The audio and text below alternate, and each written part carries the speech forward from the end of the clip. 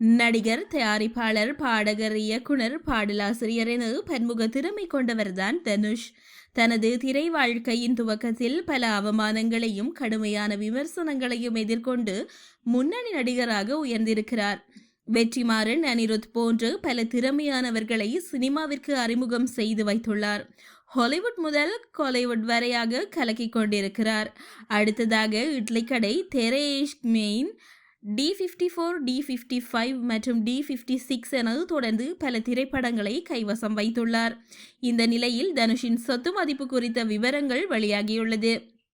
அதன்படி தனுஷின் மொத்த சொத்து மதிப்பு ரூபாய் 230 கோடிக்கு மேல் இருக்கும் என்கிறார்கள். இவருக்கு ஃபயஸ் கார்டனில் ரூபாய் 150 கோடி மதிப்புள்ள சொந்தமான வீடு ஒன்று உள்ளதாம்.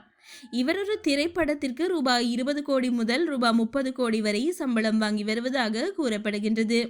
மேலும் தனுஷ் சொந்தமாக ஒண்டபார் எனும் தயாரிப்பு நிறுவனத்தையும் நடத்தி வருகின்றார்.